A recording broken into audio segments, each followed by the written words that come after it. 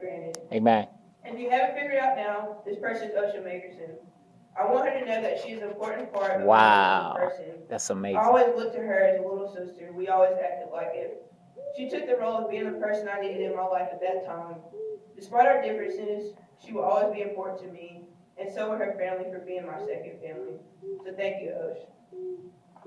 In conclusion to my point, to be successful, you're going to face many disappointments and challenges, but your success is developed by how you pick yourself up and keep going.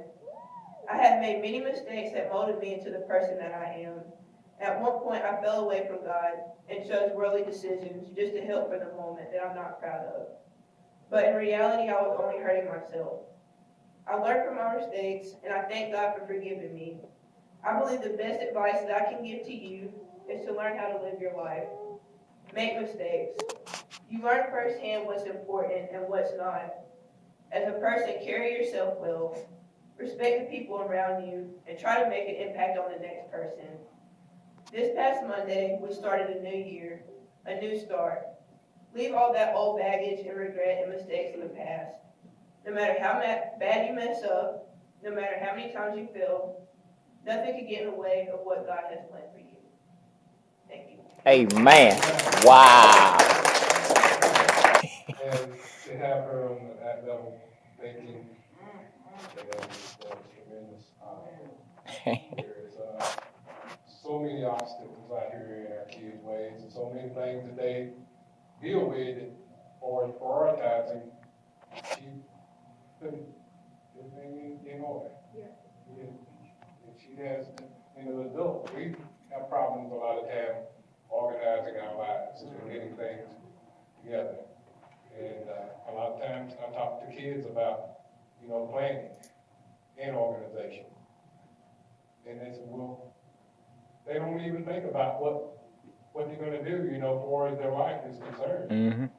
It's like, okay, but you plan for this weekend, where are you going to go? You plan what you're going to wear. But when I ask you about what's your plan for the future, I don't know. So I guess you just going to let things fall as they may. Yeah.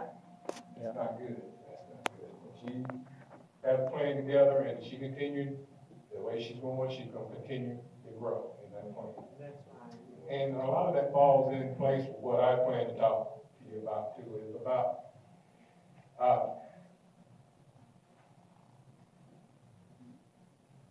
all the things that I've been through. All the things God has put me through, but I still praise Him. Amen. For the direction that He brought me. He had a plan. Amen. And I'd always wonder why this happened, why did that happen? I didn't do anything to make it just happen. And yes. Things were predestined for me. A lot of people, I was raised by my grandparents. A lot of people were looking at it as a negative. That was a positive for me. Didn't have a dad in my life, just my grandfather. And people say, well, what's your dad's name? I said, William Dow. That's your grandfather, ain't you? That's my dad. And my grandmother, my mother was away. Came up during times similar to times now when they were hard. So she moved to Connecticut and started her own catering business and started a family there. Amen. And I was here with my grandparents. But that was good. That was good because my grandfather taught me how to do plumbing work, how to do electrical work, yes, how to work in the garden, how to just do things that guys do, My uncle, he was, called him Big Mac. He was a tough guy, so he made me, stand up, to people, even though I was the youngest in the community, I still had to deal with a lot of situations, but those things made me strong. They made me stronger. And my grandfather would tell me things like, if you're going to work a job, why go and work 8 hours sweeping the floor when you can be in charge? That's right. You're going to be there 8 hours, so you might as well make as much money as you can. Yes. That job while you, and I run into people that were just satisfied doing those labors. And yes.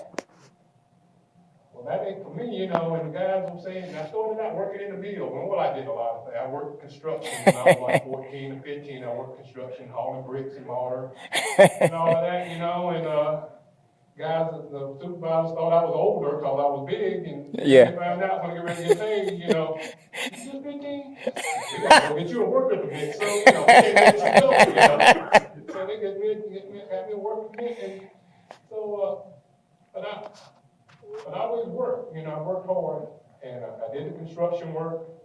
I hung steel, went to Miami, hung steel, did all of those things. It was just get me ready for the future, let me know that, there's a direction for me. And so in talking about those people, and that there were people that just were satisfied in where they were. And I asked one of the supervisors about it, and he said, well, they say that you got a good sweeper, and they enjoy sweeping, keep them sweeping. Yeah. But I'm the encourager. I'm the one, hey, come on, you can do better, let's do this. And so, and going to school, was tough, going to school, and I came during the time first integration. And as you were mentioning about things you go through, and not getting recognition for what you do, When we went into the schools that we when they first integrated school, at Chase High, there were only about a handful of us that went in. Your dad was one of them.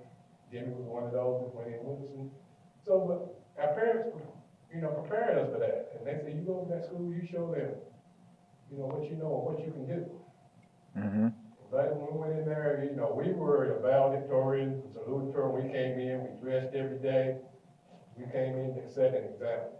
Amen. To show them, even though they put us in the lower classes, and I'm sitting in a math class making him with a 99 average. Yeah. And the teachers, I'm wound up teaching the class. All right. The teacher was having a problem. I'm teaching the math class, and I should have been in algebra, geometry, algebra. Yeah. They stuck me in these lower class, lower English classes. Yeah. But I didn't let that hold me back. I said, I'm still, I'm going to show you. And when I did work in the mill, they were saying, like, where can you find a better job? This is the best place you could be. I'm like, this is only a stepping stone. I said, I'm just using this to get to where you going. I'm going somewhere, but not here. I'm not spending my life here. I got to do different. So by not, only thing about being with my grandparents, there are stages that your parents go through and adults go through. My grandparents, grandmother, I don't think she even finished school, went to school. Grandfather went 8th grade. And he stayed in 8th grade because they had a little one-room school. He stayed in 8th grade several years because he wasn't knowing anywhere else to go. So my plans were, they encouraged me to get all the education I could. So I went on to community college, but they could not tell me about school and how to direct me from school. They knew about work. So they said, you need to quit all that school, quit running them balls, them baskets. Every time a ball bouncing at that school, you're over at that school. So every time a ball bouncing at the school, So they couldn't direct me for as my athletic career. And people talk about now, ask my son, you play ball half as good as your dad did, But they couldn't direct me, so I had scholarships to East Tennessee State, Georgia Tech, East Carolina. All these schools were talking about going to school there, but my grandparents couldn't tell me about what to do, so I didn't even accept any of those. I went to community college, which was, I felt like that was meant to be, because I didn't need to go off college. I needed to be here to get settled. I wasn't ready for that, even though I didn't know, but God knew. I didn't need to be in one place. Yeah. So I went on to the community college and worked in the mill, still doing these jobs while I was going to school. And then when I went to North Carolina Central and went to a predominantly black school, because here in the county things are closed, You don't have much of a social life because There's not many of us. We're 11% of this county. So there's not many of us here. So then when I went to Durham, where the majority of people, the majority is the minority. So majority black in Durham. So wherever you go, in every store you go, you see black people. And so it's totally different, you know, and I got a different perspective on life and how things are. And the more I looked around the eastern part of the state, the more I saw that we are in charge. Mm-hmm. When I go to Raleigh, I look at all these positions in the state house, I see black people. I'm like,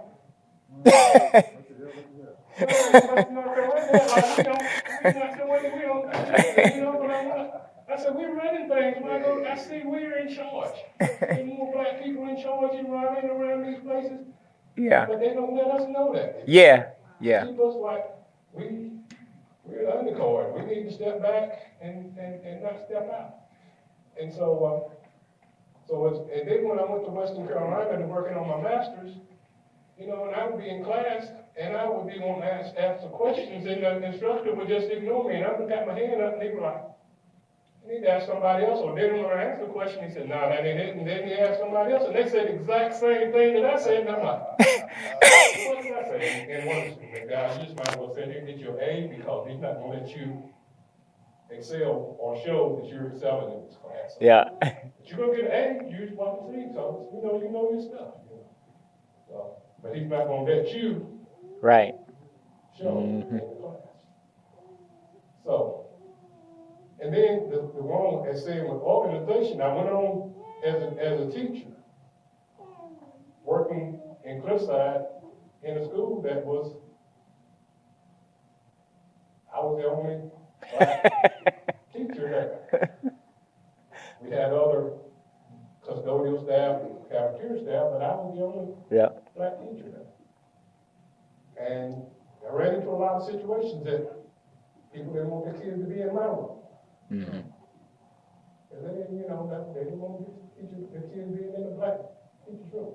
A lot of people look at that as an obstacle. I did. Yeah. After a year or so, everybody wanted to be in my room. Yeah. And the parents supposed to, you don't want to be in, yes ma'am, I don't want to be in Mr. McDowell's room. I want to be in, So I wound up with 42 kids in the classroom because they don't want to go to another class. So Right. I've got 42 kids. And teachers now complaining about 22 in the class. I'm teaching 45. All right, so turn that around. I didn't look at that and when the parents said they don't want to be in my room, they want the kids, I said, that's right. But they're the ones, they're going to miss out on the best education. Now, this is what's happening. We're going to have the most fun. As James was asking, who's the teacher where you have the most fun? Do the things. I take my kids to Charlotte, to the mall, we go ice skating, on Saturdays. That was when we were talking earlier about being young and having that having the energy to do all these things. I'm ready to do all these things with my kids, I take them there because kids on the Cliffside, going to Charlotte, taking them to the circus. They down there, like a kid with Brianna when we went into Atlanta the other week. And we were driving on the bus, we were coming into Atlanta, and she was like, all the buildings, she was just, she was looking at the buildings. I said, oh, remember Stevie Wonder saying, and I said, the big tall buildings, And she called it, she said, I've been someplace before. I said, well, people noticed that you were not from the community. You started reading things, and she was just wow. So we're just getting the kids out of Forest City, out of Cliffside, out of Henrietta. I got them out of these places so that they can see different places and see things are different. So I did teaching 8 years there, and then, as I said, my life seemed like to be predestined. I've never applied for only one job, and that was my first job. From then on, after 8 years at Cliffside, I come in, and they say, oh, you don't work here anymore. You're tri-community. You've been transferred to tri. I'm like, what? Oh, yeah. So I get my little box. My little shoebox and stuff, and I go on over to the community.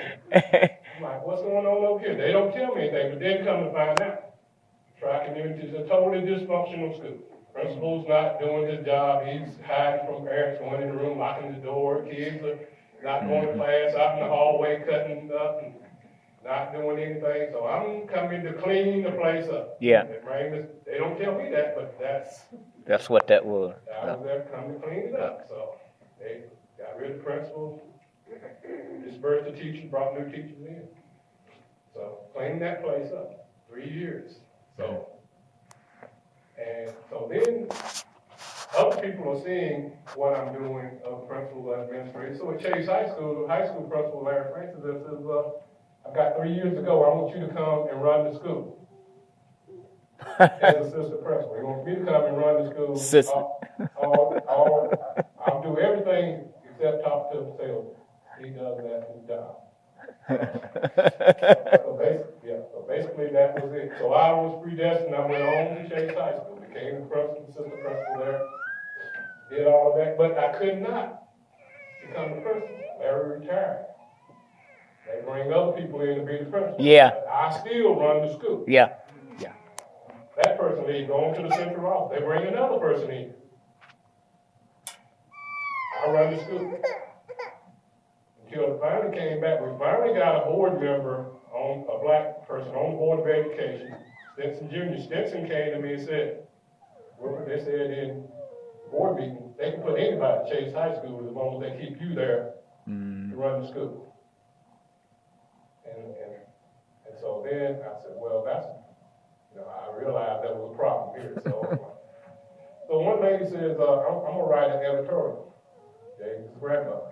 So I'm going to write an editorial. It's okay. So she wrote an editorial to the newspaper explaining we have a black administrator in Rockland County, has more seniority than anyone. Wow. But he's still assistant principal. It seems like he has a discrimination case here. In the paper.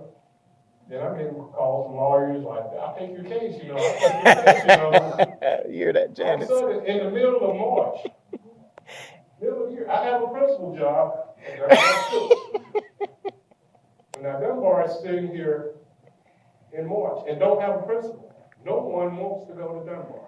It's in Forest City. It is majority, minority. No one wants to deal with it. No one wants to work there. No one wants to be there. And the assistant superintendent is the principal there in March.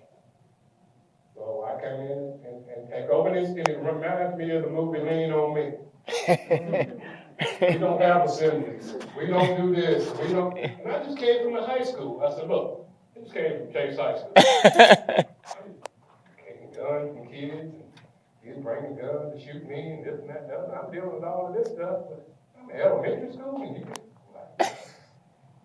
So I said, well, they're going to learn me. They're going to know me just as in the high school. When I walk into the gym and there's 700 kids in the gym, and I said, okay, let's get it together. All right.